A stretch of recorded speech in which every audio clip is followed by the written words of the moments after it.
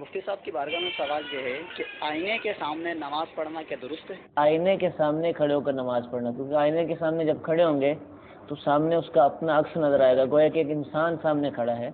کیا اس میں کوئی حرج ہے؟ جی دیکھیں، جو خشوع و خضوع کے ساتھ نماز پڑھنے والا ہے تو جب وہ اپنی نگاہوں کو سجدے کی جگہ پر رکھے گا، یعنی جب بندہ قیام میں ہو تو اس کے لیے حکم یہ ہے کہ وہ اپنی نگاہوں کو سجدے کی جگہ پہ رکھیں، جہاں اس نے سجدہ کرنا ہے اس جگہ پہ نگاہ رکھے. جب یہ بندہ یہاں پر نگاہ رکھے گا نا تو نگاہ کا نظر کا قاعدہ ہے کہ جہاں آپ نگاہ رکھیں گے اس سے کچھ آگے وہ پھیلتی ہے. اب یہاں دیکھ رہے ہیں تو قریب قریب کا کچھ نہ کچھ حصہ نظر آئے گا. تو اس کی جو مقدار فقہاء کرام نے مقرر کی ہے وہ 3 صفوں کی مقرر کی ہے.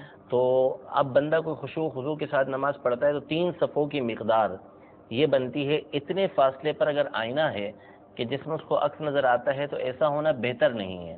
بہتر نہیں ہے کہ ایسا آئینہ اس کے سامنے ہو کہ جس کی وجہ سے اس کی توجہ اس کی طرف جا رہی ہے. بہت دور پڑ رہا ہے تو اس میں اس کی نہ اس کو عکس سمجھ آ رہا ہے نہ اس کی توجہ جا رہی ہے تو مسئلہ نہیں ہے. لیکن اگر توجہ دور سے بھی اس کی طرف جا رہی ہے تو چونکہ اس کے خشوع و خضوع کے اندر مخیل ہو رہا ہے، یعنی اس کی وجہ سے اس کا خشوع و خضوع متاثر ہو رہا ہے، نماز میں اس کی توجہ اس طرف جا رہی ہے، تو اس طرح آئینہ سامنے نہیں ہونا چاہیے. تو بہرحال باہر صورت آئینے سے بچ کر ہی نماز پڑھنی چاہیے. لیکن اگر کوئی توجہ کے ساتھ نماز پڑھتا ہے، اس کو پتہ ہی نہیں چل رہا کہ آئینہ سامنے موجود ہے، تو اس صورت میں نماز میں کوئی فرق نہیں پڑے گا.